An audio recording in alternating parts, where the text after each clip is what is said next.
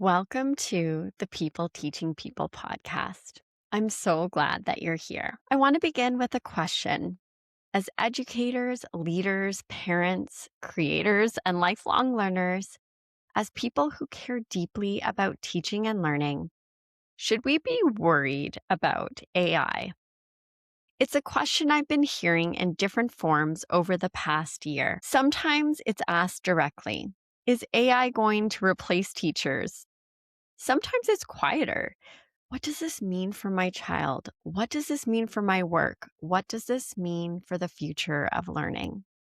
Because AI is everywhere right now. And when I say AI, I'm mostly referring to generative AI.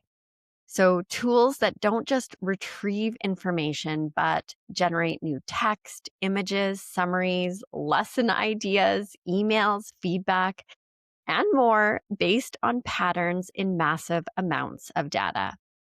These tools can help plan a vacation, write a grocery list, generate recipes from what's in your fridge, draft emails, refine tone, summarize research, create lesson plans, build quizzes, provide tutoring style explanations, write essays, create images, and even simulate voices. And it's evolving quickly, not every 5 years, not gradually, quickly. There's a quote often attributed to Heraclitus: "The only constant in life is change." Education has always changed, but what feels really different right now is the speed. This isn't a distant future scenario. According to Statistics Canada, in 2023, roughly 35% of Canadians had already used generative AI tools, with usage significantly higher among younger adults. And in a 2023 KPMG Canada survey, it was found that more than 40% of Canadian workers report using generative AI at work, often informally and sometimes without formal direction from their organizations. Organizations like UNESCO, the United Nations Educational, Scientific, and Cultural Organization, and the OECD, the Organization for Economic Cooperation and Development, are reporting rapid adoption of AI tools in education globally, often ahead of policy, ahead of training, and ahead of ethical clarity. So when we ask, should we be worried? We're not speculating. We're responding to something already so woven into our daily lives. And yet, I find it helpful to try and zoom out. I started teaching in 2002. So I started teaching in 2002. When I walked into my junior high science classroom, students handed in printed assignments. We used overhead projectors. We booked the computer lab in advance, and Wikipedia was absolutely not considered a reputable source. And then 3 years later, when I moved to teaching high school bio and chem, I had one or two students with cell phones. Not smartphones, just regular cell phones. And one student's grandpa, I remember, would call him during class to remind him to shovel after school. That was the technological interruption. A grandpa reminding his grandson to shovel the snow. It feels almost kind of charming now. But within a few years, everything shifted. Smartphones entered pockets. Social media became part of daily life. Google Docs allowed real-time collaboration. YouTube replaced instruction manuals. Learning management systems became standard. And Zoom classrooms or Teams classrooms or Google classrooms emerged during the pandemic. And now AI can generate structured content, images, slide decks, video scripts, even full podcast drafts, sometimes in seconds, often in minutes. And if I zoom back even further to when I was a student, I remember programming this turtle in elementary school and typing commands and watching this little triangle crawl across the screen to draw shapes. And in high school, we used brand new CD-ROM encyclopedias and dial-up internet. And we printed out directions from MapQuest. Every stage of education has experienced technological change. When calculators entered math classrooms, people worried students wouldn't learn. And when the internet became widely accessible, people worried about depth. And when Google became dominant, people worried about attention. And every shift has triggered fear. And yet, education has adapted. So AI clearly isn't the first disruption. Maybe it's simply the fastest. Now, if you type AI and learning into Google right now, you'll find questions like, will AI replace teachers? Will AI replace jobs? How do we prevent cheating? What tools should we use? Is AI safe for kids? How do I use AI responsibly? Can I use AI without losing my own voice? Now, some of these questions are practical. Some of them are more policy focused, but underneath them are deeper questions. Will my skills still matter? Will my child still learn how to think, or will they just learn how to prompt? Will creativity still be valued? What does effort look like now? And if the final product can be generated almost instantly, how do we make the learning process visible? Now, that's where that real tension lives, because underneath these searches is something deeply human: anxiety, uncertainty, and identity. And when change touches how we work, how we learn, how we create, how we contribute, it doesn't just feel technological.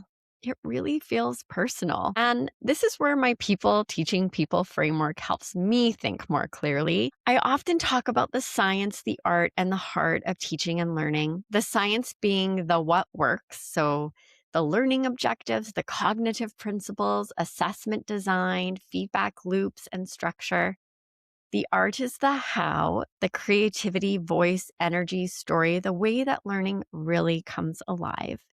And the heart is the why, the connection, trust, belonging, and the emotional experience of learning. Many of the surface level AI questions live in the science, like what tools should we use? How should we redesign assignments? And how do we assess differently? Some live in the art. How do we stay creative? How do we maintain voice? And how do we avoid everything sounding the same? But the deepest concerns, the ones that feel heavier, live in the heart. Will I still matter? Will my work still matter? Will learning still feel human? And when we acknowledge that this conversation is as much about identity and value as it is about technology, it shifts the tone. It moves us from panic toward intention.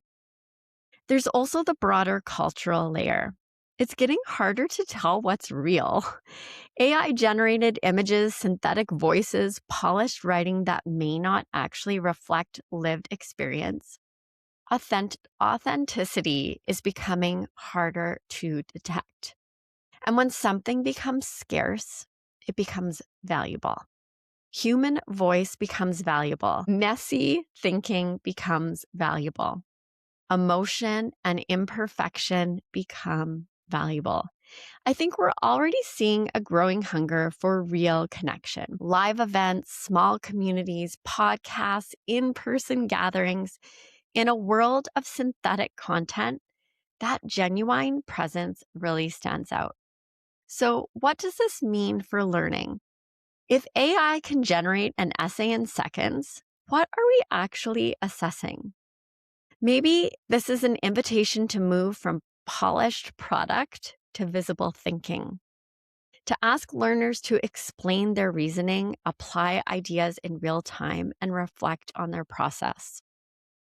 There's also something researchers call cognitive offloading, when we outsource mental tasks to tools.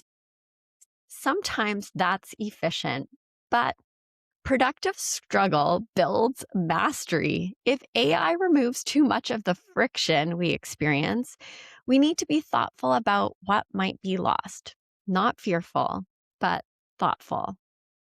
And then there's trust. Education, whether in a classroom or a corporate setting, is built on trust. Trust that the work is yours. Trust that feedback is thoughtful, and trust that content is credible. AI complicates that. Can we trust what we're reading, what we're seeing? Trust becomes central, and trust is relational. It can't be automated. This conversation also touches equity and ethics. Not all learners have equal access to AI tools. Bias exists in training data, and data privacy matters. UNESCO has emphasized the need for a human-centered, rights-based approach to AI in education, ensuring that technology supports rather than replaces educators. And beyond access, we need AI literacy. How does it work? Where are its limits? When should we use it and when shouldn't we?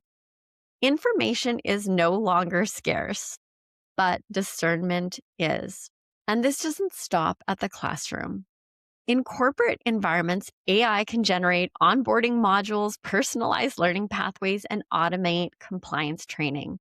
But it cannot build culture. It cannot facilitate vulnerable leadership conversations, and it cannot nurture belonging. That is still human work, and perhaps increasingly important human work. If I use my own language, this moment feels like the messy middle of a technological shift. Policies are catching up, best practices are forming. Some people are overusing AI, some are resisting it entirely. Most of us are somewhere in between, experimenting and adjusting. Messy middles are uncomfortable, but they're also where growth happens. So, should we be worried? I don't think worried is the right word. Intentional feels more fitting. Curious feels right. And thoughtful feels necessary. Because maybe this moment isn't about losing relevance. Maybe it's about clarifying what matters most. Critical thinking, ethical reasoning, creativity rooted in lived experience, emotional intelligence, relationship building, the heart of it all. AI may support the science and the art, but the heart still requires us. So I'll leave you with this. Where might AI free up your time? Where might it shape your thinking without you noticing?